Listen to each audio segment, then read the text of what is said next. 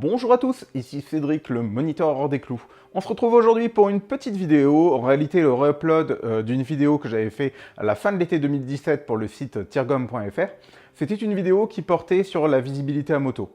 En fait, il s'agissait d'un montage de plusieurs séquences qui mettaient en évidence des problèmes en rapport avec la visibilité de la moto par les autres usagers, c'est-à-dire quand la configuration des lieux faisait que la moto pouvait être facilement manquée par les autres personnes, par les autres conducteurs, en raison de la configuration des lieux, en raison des véhicules en stationnement sur les emplacements environnants. Donc c'est une vidéo sur laquelle j'ai eu d'excellents retours l'année dernière. C'était une vidéo qui m'avait servi un petit peu de vidéo test.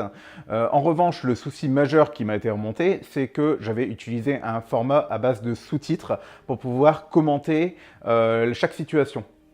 Le problème des sous-titres, c'est que l'attention que ça demande à les lire détourne de façon trop importante le regard de ce qui se passe vraiment dans chaque situation, dans la vidéo en elle-même. Donc c'est pourquoi j'ai réédité cette vidéo dans un nouveau format en utilisant des séquences un petit peu plus longues pour pouvoir me permettre d'y intégrer une voix off qui remplace complètement les commentaires. Donc bien entendu, l'idée n'est pas de faire une liste exhaustive des différentes situations à risque que vous allez pouvoir rencontrer, ne serait-ce que sur ce thème bien précis. L'idée c'est plus de vous donner une idée des bons comportements à adopter dans ce genre de situation. Donc des comportements que vous allez pouvoir transposer aux situations que vous allez rencontrer en fonction de la configuration des lieux que vous parcourez habituellement en moto. Donc c'est cette vidéo que je vous invite à voir aujourd'hui.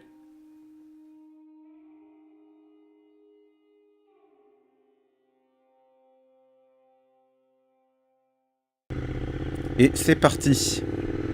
Donc ici je suis en Ducati Javel de 2011 pour les intéressés.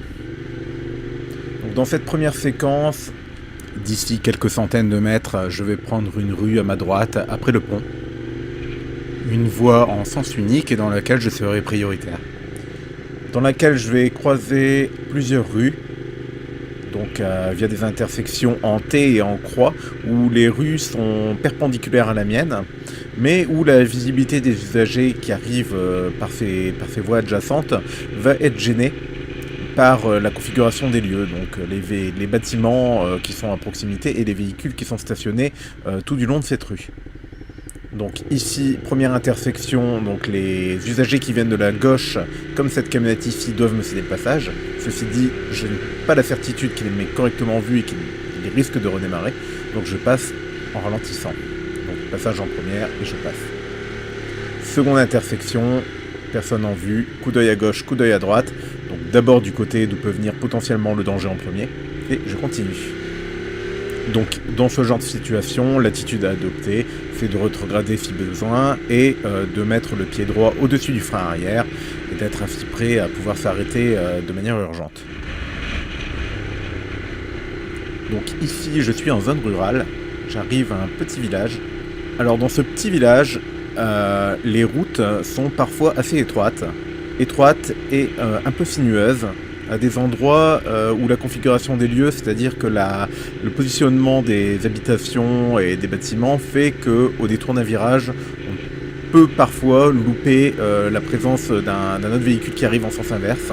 Donc l'idée ici, c'est de ralentir, éventuellement rétrograder, petit coup d'œil dans le rétroviseur pour s'assurer que vous n'êtes pas suivi de trop près avant ça, et on ferre à la droite pour éventuellement préparer l'arrivée d'un véhicule en sens inverse qui vous couperait la voie. Toujours regarder loin dans le virage, le plus loin possible. Ici, j'arrive à une intersection en plus d'un rétrécissement de chaussée avec des usagers qui viendraient de la droite qui devraient me céder le passage.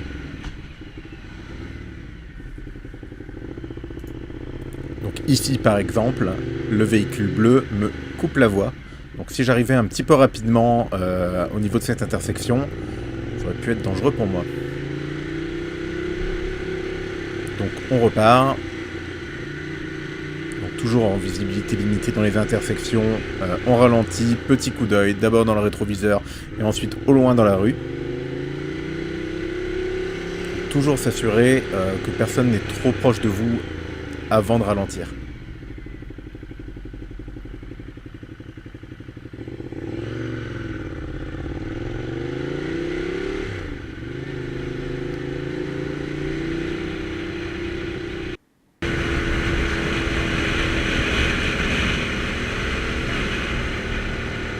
Nouvelle séquence, ici, je vais devoir dépasser un véhicule qui va s'arrêter juste avant une intersection.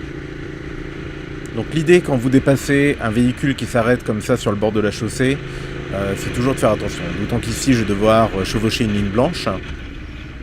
Il faut être particulièrement prudent parce que si jamais la personne s'est par exemple trompée d'endroit ou revient sur cette décision, il peut repartir sans avoir conscience que vous étiez là, que vous étiez éventuellement en train de dépasser.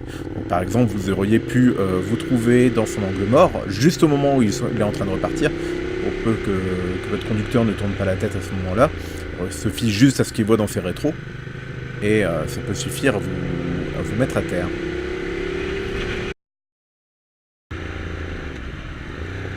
Nouvelle séquence, donc ici je circule sur la route qui est la priorité et je vais arriver à 2 intersections successives où donc les conducteurs potentiels qui arriveraient par ces voies devraient me céder la priorité, donc de céder le passage.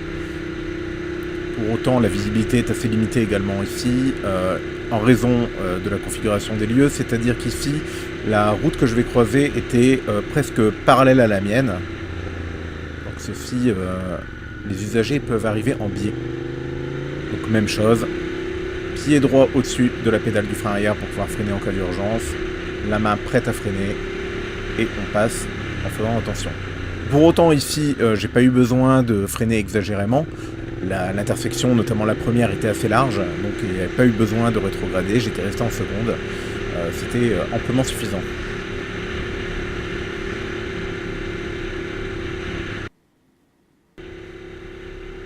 Alors ici, j'ai voulu vous montrer autre chose. Donc c'est pas vraiment une question de priorité ou de visibilité à proprement parler, c'est surtout une question de communication avec les autres. C'est-à-dire que donc je me trouve sur une route nationale, de mon souvenir, une route avec un trafic assez important à cette heure-là. Et je vais prendre donc une route limitée à 90 km/h, pardon, qui va être limitée d'ici quelques centaines de mètres à 70 km/h. Et je vais prendre une petite rue qui se trouve sur ma droite. Seulement, pour les personnes qui pourraient éventuellement me suivre et qui ne connaissent pas l'endroit, ça pourrait être assez surprenant de me voir freiner, étant donné qu'on ne voit pas vraiment cette petite rue sur la droite que je vais prendre. Donc pour signaler mon ralentissement, l'idée c'est de communiquer avec les autres, avec les personnes qui sont derrière. Et pour ça, le meilleur moyen c'est d'utiliser le feu stop. Donc le feu stop qu'on va actionner par intermittence en freinant par petit à coup très légèrement, pas de façon vraiment à ralentir. Ici je ralentis essentiellement sur le frein moteur. Et donc pour accompagner mon clignotant, je freine par intermittence, ça va allumer mon feu stop. Un feu qui s'allume par intermittence capte mieux l'attention qu'un feu allumé de façon continue. Donc l'idée ici c'est de freiner par intermittence pour bien signaler à la personne qui est derrière que je vais ralentir et que je vais prendre à droite. Ici, on se retrouve un peu dans la situation que dans la première zone rurale que j'avais traversée, c'est-à-dire une route pas très large, des bâtiments assez près de la route et quelques virages. Donc, même chose que précédemment, des véhicules peuvent arriver et me couper la route. On peut facilement ignorer ma présence si j'arrive un petit peu vite. Et ici, en plus, on a des usagers qui arrivent par la droite qui doivent me céder la priorité. Pour autant, je ralentis pour être sûr que la personne dans la voiture grise m'a bien vu et je passe. Donc ici, le véhicule qui arrive en face arrive et coupe légèrement ma voie, donc raison pour laquelle il valait mieux anticiper.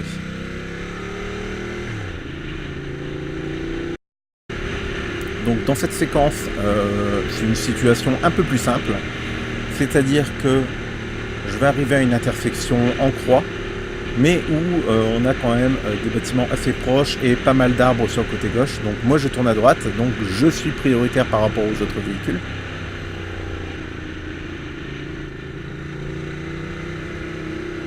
Mais je vais devoir être particulièrement prudent aux véhicules qui pourraient venir de ma gauche et qui pourraient ne pas me voir. Donc ici on ralentit et on passe, après avoir évidemment contrôlé derrière. Et pour cette dernière séquence, quelque chose aussi qui revient à la communication avec les autres conducteurs. C'est-à-dire que quand on roule à moto, parfois votre comportement peut être mal compris. comme ici, je vais arriver à la prochaine intersection. Je dois céder le passage aux véhicules qui viennent de ma gauche. Et en l'occurrence, une voiture blanche va arriver à ma gauche. Alors, peut-être que le fait de freiner un petit peu brutalement a fait croire à la personne que je n'allais pas m'arrêter au céder le passage et que j'allais donc forcer la priorité. Donc on a pu voir que la voiture blanche s'est complètement arrêtée. Donc l'idée surtout ici, c'est de ne pas faire l'erreur de reprendre tout de suite. Quand vous voyez un véhicule qui s'arrête comme ça devant vous, surtout ne forcez pas le passage, ça pourrait être mal interprété. C'est-à-dire que le conducteur ne connaît pas forcément les capacités d'accélération d'une moto et peut être juste en train de redémarrer tout doucement au moment même où vous repartez en pensant que la personne vous a cédé le passage. Ce qui peut faire que ça surprend la personne et vous pourriez vous retrouver dans une situation de danger. Donc ce que je vous recommande dans ce genre de situation, c'est toujours de vous arrêter, de patienter quelques secondes, de façon à vous assurer que la situation est claire pour tout le monde.